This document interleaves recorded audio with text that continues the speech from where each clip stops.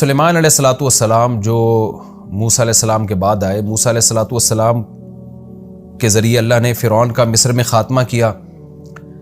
آپ تفسیروں میں پڑھ چکے ہیں کہ پھر موسیٰ علیہ الصلوۃ والسلام نے بنی اسرائیل کو حکم دیا کہ اب جہاد کرو. بنی اسرائیل نے کہا اذهب انت وربک، اے موسیٰ آپ جاؤ اور آپ کا رب جائیں، ہم یہاں بیٹھے ہوئے ہیں. تو یہ نالائقی کی، جس کے نتیجے میں اللہ کی طرف سے عذاب آیا اور 40 سال اللہ نے حکم دیا کہ یہ وادی تیہ میں حیران سرگردان گھومتے رہیں گے. اسی دوران حضرت موسیٰ علیہ الصلوۃ والسلام کی وفات ہوئی اسی میدان میں. اور پھر موسیٰ علیہ الصلوۃ والسلام کی وفات کے بعد بنی اسرائیل میں جو پیغمبر تھے ان کی قیادت میں پھر بنی اسرائیل نے جہاد کیا اور اللہ نے ان کو فتح اور نصرت سے ہمکنار کیا. اور بنی اسرائیل کا پھر بنی اسرائیل اسی جب جہاد کیا تو قرآن مجید میں آپ نے طالوت اور جالوت کا واقعہ سنا ہے. اسی لڑائی میں بنی اسرائیل اس میں یا اس کے بعد دوبارہ کوئی نئے پیغمبر آئے یہ ہمیں یقینی طور پر نہیں ملتا ہسٹری میں، لیکن اسی سلسلے میں بعد میں پھر بنی اسرائیل کی لڑائی ہوئی. اللہ نے ایک پیغمبر ان میں بھیجے اور حکم دیا کہ تم ایک طاقتور قوم سے جہاد کرو، لڑائی کرو. تو بنی اسرائیل کے لیے اللہ نے طالوت کو امیر بنایا. پھر طالوت کو جب اللہ نے امیر بنایا تو طالوت کی قیادت میں جہاد ہوا. انہی کی فوج میں ایک داؤد علیہ الصلوۃ والسلام تھے جو پیغمبر نہیں بنے تھے. داؤد علیہ السلام نے دشمن کی فوج میں جو جالوت تھے ان سے بہادری سے لڑ کے ان کو قتل کیا. اور اللہ نے پھر داؤد علیہ الصلوۃ والسلام کے ذریعے داؤد علیہ السلام کو نبوت بھی عطا کی اور کمانڈر بھی بنایا، اور ان کے ذریعے دوبارہ سے بیت المقدس میں یہودیوں کی خلافت اور حکومت قائم ہو گئی. یہ میں اس لیے کہہ رہا ہوں کہ یہ تھوڑا سا ہسٹری کا سمجھنا، آپ کو تاریخ کا سمجھنا ضروری ہے ان آیتوں کو سمجھنے کے لیے. تو داؤد علیہ الصلوۃ والسلام کی بہت بڑی خلافت قائم ہوئی، دنیا کے بہت بڑے حصے پر حکومت ہوئی. آپ کو پتہ ہے کہ جب اہل حق اللہ کی راہ میں جہاد کرتے ہیں تو اہل باطل کی پھر ان سے دشمنیاں بھی ہوتی ہیں. تو اہل یہود کی دشمنیاں بھی بڑھتی چلی گئیں پھر دنیا کی مختلف قوموں کے ساتھ، لیکن اللہ نے فتح اور نصرت سے نوازا داؤد علیہ السلام کی قیادت میں یہودیوں کو. داؤد علیہ الصلوۃ والسلام کے بعد ان کے بیٹے حضرت سلیمان علیہ السلام جانشین بنے. سلیمان علیہ السلام کو اللہ نے داؤد علیہ السلام سے بھی زیادہ بڑی حکومت دی اور یہودیوں کا دنیا کی ایک بہت بڑی آبادی پر قبضہ ہو گیا اور انہوں نے شریعت کو نافذ کیا اور اللہ کے دین کے مطابق عمل کرنے لگے. مگر جیسے کہ آپ نے قرآن میں پڑھا ہوگا ان کی گھٹی میں نالائقی تھی، جہاں پیغمبروں کو ستانے کا موقع ملتا یہ ستاتے، جیسے انہوں نے موسیٰ علیہ السلام کو ستایا تھا. تو حضرت سلیمان علیہ الصلوۃ والسلام کے بعد جو یہودیوں کا بادشاہ بنا اس میں آہستہ آہستہ دینی لحاظ سے خرابیاں آنا شروع ہوئیں. اور پھر جب بادشاہ خراب ہوتا ہے تو عوام میں بھی خرابیاں آتی ہیں. تو ہوا یہ کہ مصر کا جو اس وقت بادشاہ تھا نا، یعنی سلیمان علیہ السلام کے دنیا سے جانے کے بعد مصر میں کوئی اور حکومت تھی، آتش پرست ہوں گے، کیونکہ اس وقت اہل کتاب تو صرف یہودی تھے پیغمبروں کو ماننے والے، اور باقی لوگ کوئی آگ کی پوجا کرنے والے، کوئی کچھ اور کرنے والے، کوئی سورج کو پوجنے والے. تو مصر کے بادشاہ نے حملہ کیا شام پر، کیونکہ شام میں ان کی اصل خلافت ان کی شام میں تھی جو مرکز تھا. تو شام پہ حملہ کیا اور تھوڑا بہت نقصان کیا اس نے، اور کچھ تھوڑا بہت مال و اسباب لوٹ کے لے گیا. لیکن ان کو تنبیہ ہو گئی، یہودیوں کو اپنے اعمال کی اصلاح کا ان کو موقع مل گیا. اور پھر 400 سال تک کہا جاتا ہے کہ بہت بہترین طریقے سے انہوں نے دنیا پہ راج کیا. 400 سال گزرنے کے بعد کہتے ہیں کہ پھر ان میں بت پرستی بھی پھیلنا شروع ہوئی، پھر اعمال ان کے خراب ہونا شروع ہوئے. مصر میں پھر کوئی بادشاہ تھا، کیونکہ ان کی دشمنیاں تھیں دنیا میں بہت ساری قوموں سے. تو مصر کے بادشاہ نے جب دیکھا کہ یہ کمزور ہو رہے ہیں اور ان میں آپس میں اختلاف بھی پیدا ہو رہے ہیں، تو اس نے دوبارہ، یعنی وہ بادشاہ تو ظاہر ہے مر چکا تھا جو 400 سال پہلے تھا، کوئی نیا بادشاہ تھا، یعنی مصر نے پھر ان کے اوپر چڑھائی کی اور تھوڑا بہت عمارتوں کو نقصان پہنچایا اور کچھ مال و اسباب لوٹ کے لے گیا، لیکن زیادہ تباہی نہیں ہوئی. لیکن ان کو عبرت نہیں ہوئی اس واقعے سے. تو کچھ ہی وقت کے بعد جو بابل کا بادشاہ تھا نا، بخت نصر، جس کا بڑی تاریخ کی کتابوں میں تذکرہ ملتا ہے، بابل کے بادشاہ بخت نصر نے ان کے اوپر حملہ کیا. جب دیکھا کہ یہ تھوڑا کمزور ہو رہے ہیں اور ان میں جب ظاہر ہے کسی قوم میں ایک اپنے نظریے پر اور اپنے ویژن پہ نہیں رہتے تو پھر ان میں اختلافات بھی ہونا شروع ہوتے ہیں. تو بخت نصر نے ان پر حملہ کیا اور ان کو نقصان پہنچایا، لیکن بہت زیادہ نقصان نہیں پہنچایا کیونکہ یہود بھی بہرحال طاقتور تھے، پاورفل تھے. اور لیکن اس نے یہ کیا کہ بیت المقدس میں اور جو شام میں نا اپنا کوئی نائب بنا کے وہ چلا گیا.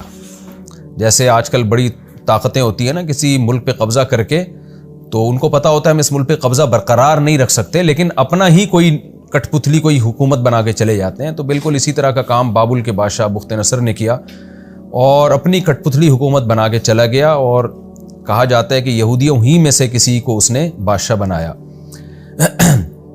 اب یہ جو نیا بادشاہ تھا جو بخت نصر کا نامزد تھا، اس نے یہودیوں پہ حکومت کی، تھا یہ ادھر ہی کا، یعنی شام ہی کا تھا یہ۔ تو اس وقت کے پیغمبر تھے جن کا آسمانی کتابوں میں نام آتا ہے حضرت ارمیہ علیہ السلام۔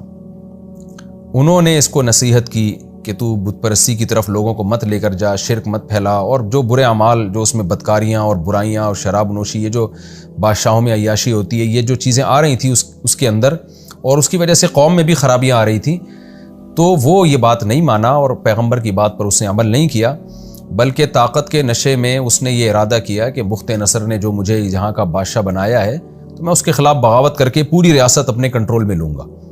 اس نے بغاوت کا ارادہ کیا، یہودیوں نے اس کا ساتھ دیا، نتیجے میں بغاوت ناکام ہوئی اور بخت نصر نے ارض شام میں داخل ہو کر بے تحاشا یہودی قتل کیے۔ کہا جاتا ہے کہ 40,000 یہودی اس نے قتل کیے۔ اس زمانے کے لحاظ سے 40,000 بہت بڑی تعداد تھی۔ 40,000 کو اس نے جلا وطن کیا، سینکڑوں ہزاروں کو اس نے زخمی کیا، قید بنایا، اور بہت یعنی بیت المقدس کو بہت زیادہ اس نے تباہ و برباد کیا، مسجد اقصیٰ کی بے اکرامی کی، توہین کی، اور بغاوت کو چلنے کے بعد پورا کنٹرول شام پہ حاصل کرنے کے بعد بہت سارے یہودیوں کو جلا وطن کیا اور بابل شہر لے گیا اپنے ساتھ غلام بنا کے۔ کہتے ہیں کہ یہودیوں کو احساس ہوا کہ انہوں نے چونکہ اللہ کی نافرمانی کی ہے، جس کی وجہ سے اللہ کی طرف سے ان پر یہ عذاب آیا ہے، یہ توبہ طائب میں لگ گئے، اپنے اعمال کی اصلاح میں لگ گئے۔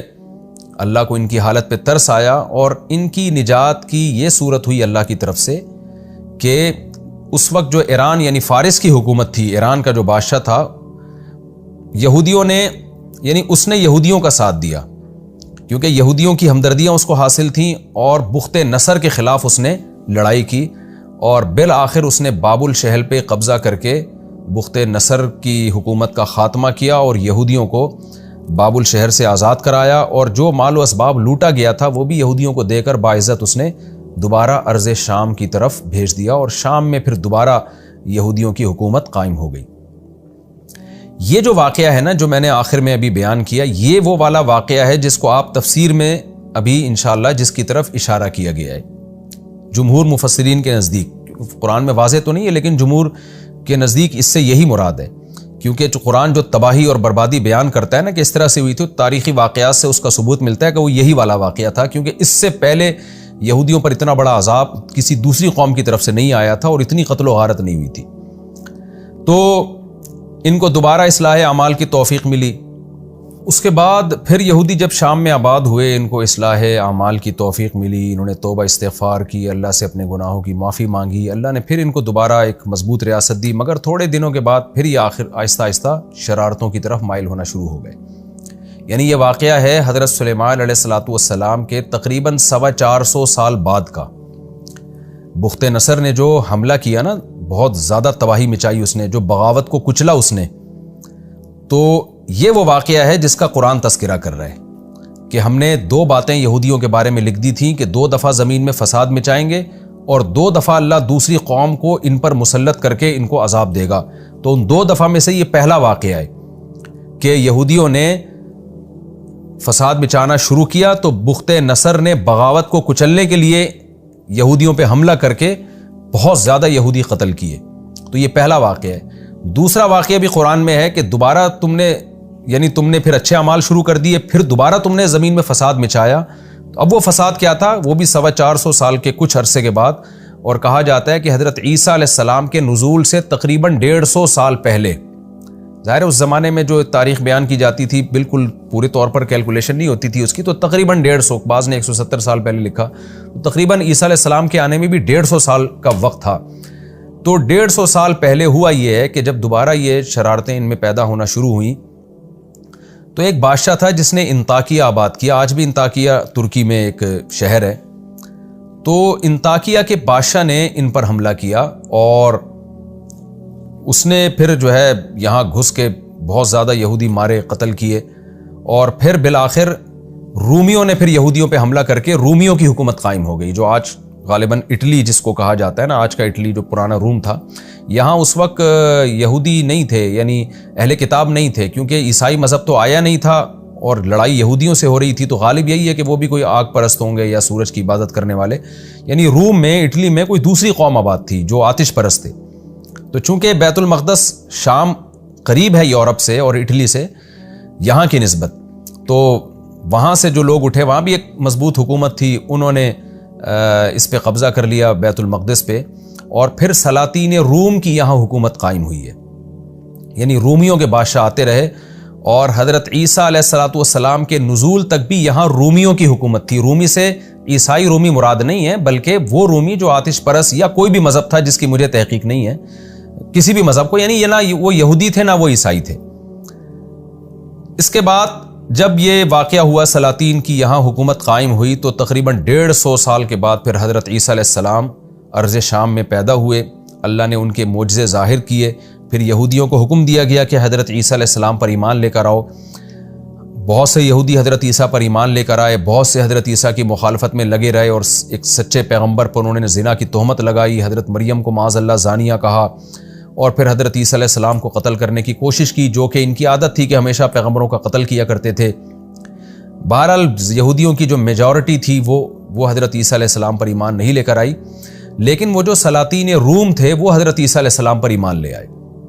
اور کہا جاتا ہے کہ روم کا جو بادشاہ تھا نا، جس کی بیت المقدس پہ حکومت تھی، حضرت عیسیٰ علیہ السلام کے یعنی آسمان دنیا پہ جانے کے تقریباً 40 سال کے بعد وہ مسلمان ہوا ہے، اور اس کے بعد سے پھر بیت المقدس میں دوبارہ عیسائیوں کی ایک مضبوط ریاست قائم ہو گئی، اور پھر وہ عیسائی دنیا میں پھیلتے چلے گئے، اور پھر یہودیوں سے ان کی بہت زیادہ لڑائیاں بھی ہوئیں، اور اللہ تعالیٰ نے عیسائی مذہب کو دنیا پہ غالب کر دیا. لیکن بیت المقدس کی تعمیر نہیں ہوئی. بیت المقدس جس طرح ویران تھا، جو انطاکیہ کے بادشاہ کے حملہ کرنے کی وجہ سے ویران ہوا تھا، اس کی بھرپور طریقے سے تعمیر نہیں ہوئی. پھر یہ تعمیر ہوئی ہے حضرت عمر رضی اللہ تعالیٰ عنہ کے دور میں. حضرت عمر رضی اللہ تعالیٰ عنہ کے دور میں پھر خالد ابن ولید رضی اللہ تعالیٰ عنہ نے بیت المقدس عیسائیوں سے چھینا، کیونکہ اب محمد صلی اللہ علیہ وسلم دنیا میں آ گئے تھے، سچے نبی تھے، تو اللہ کا حکم تھا کہ محمد صلی اللہ علیہ وسلم کو فالو کرو. پھر اللہ تعالیٰ نے نبی صلی اللہ علیہ وسلم کے معجزے دکھائے، جو ایمان لانے والے تھے وہ لے آئے. پھر رسول اللہ صلی اللہ علیہ وسلم کی قیادت میں جہاد ہوا. پھر آپ کے بعد خلفائے راشدین کے دور میں اور حضرت عمر کے دور میں بہت تھوڑے ہی عرصے میں بیت المقدس مسلمانوں کے حصے میں آ گیا، اور پھر بیت المقدس کی تعمیر دوبارہ سے کی گئی حضرت عمر رضی اللہ تعالیٰ عنہ کے دور میں.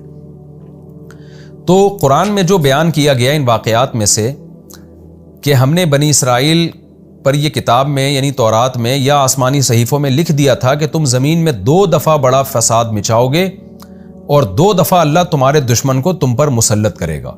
تو اس 2 دفعہ بڑے فساد سے مراد ایک تو وہ ہے جو بخت نصر نے حملہ کیا تھا بیت المقدس پہ، یعنی حضرت سلیمان علیہ السلام کے تقریباً 450 سال کے بعد بخت نصر نے حملہ کیا تھا، اس لیے کہ جو یہودیوں کا جو اس وقت جو بھی لیڈر تھا وہ بخت نصر ہی کی ایک کٹ پتلی حکومت تھی، اور وہ برائیوں کی طرف مائل ہو گیا تھا. بنی اسرائیل بھی بگڑنے لگے تھے، اور پھر اس کو بغاوت کی سوجی، بغاوت ناکام ہوئی، اور اللہ تعالیٰ نے بخت نصر کو مسلط کیا، اور اس نے بے تحاشا یہودی مارے اور جلا وطن کیا. ایک تو اس واقعے کا تذکرہ ہے. اس کے بعد پھر جب دوبارہ شاہ ایران نے بابل کی حکومت کے خلاف لڑائی کر کے یہودیوں کو بچایا، یہودی دوبارہ سے آ کے پھر آباد ہوئے.